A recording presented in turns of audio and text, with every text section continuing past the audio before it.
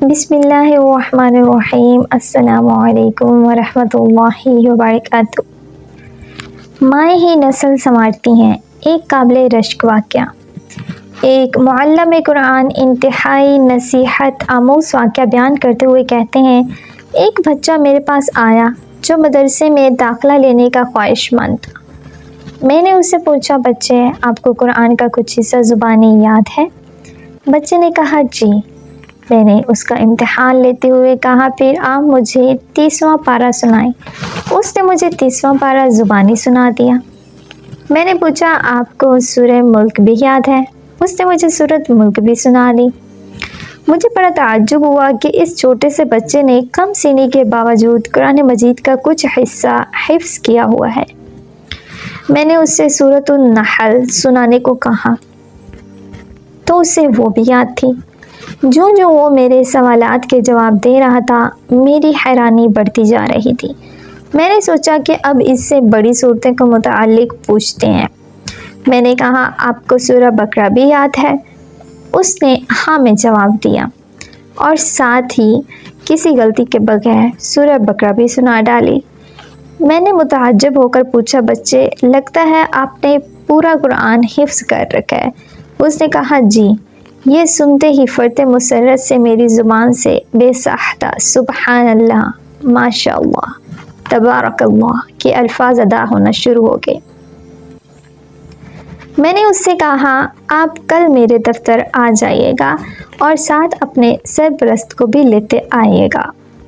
میں نے بچے کے جانے کے بعد حیرت و استعجاب کے سمندر میں ڈوبا رہا اور دل ہی دل میں تانے بانے بنتا رہا کہ یقیناً اس کے والد دین کے پابند، نیک سیرت اور قرآن سے شدید محبت رکھنے والے ہوں گے، جس کے نتیجے میں اس نے اپنے بچے کو اتنی چھوٹی عمر میں قرآن یاد کرا دیا۔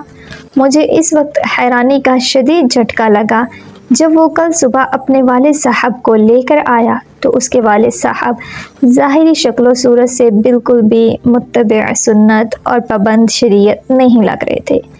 اس بچے کے باپ نے میری پریشانی اور استعجاب کو بھانپ لیا اور فوراً بولا، میں جانتا ہوں کہ آپ میرے اس بچے کا والد ہونے کی وجہ سے حیران و ششدر ہو رہے ہیں۔ میں ابھی آپ کی حیرت ختم کر دیتا ہوں۔ اصل بات یہ ہے کہ اس بچے کے حفظ قرآن کے پیچھے اس کی والدہ کا ہاتھ ہے، جو بچوں کی تربیت کے حوالے سے 1000 آدمیوں کے برابر ہے۔ آپ یہ بات سن کر مزید حیران ہوں گے کہ میرے 3 بیٹے ہیں اور سب قرآن کے حافظ ہیں۔ میری سب سے چھوٹی بیٹی 4 سال کی ہے اور وہ بھی 30واں پارہ حفظ کر چکی ہے۔ میری حیرانی انتہا کو پہنچ چکی تھی۔ میں نے پوچھا، یہ کیسے ممکن ہے؟ 4 سال کی بچی نے 30واں پارہ کیسے یاد کر لیا؟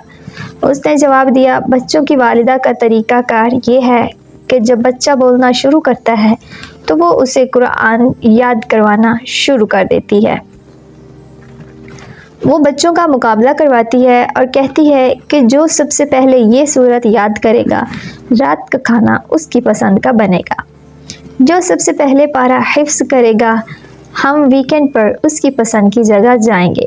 جو سب سے پہلے قرآن ختم کرے گا، ہم سالانہ چھٹیاں اس کی منتخب کردہ علاقے میں گزارنے جائیں گے۔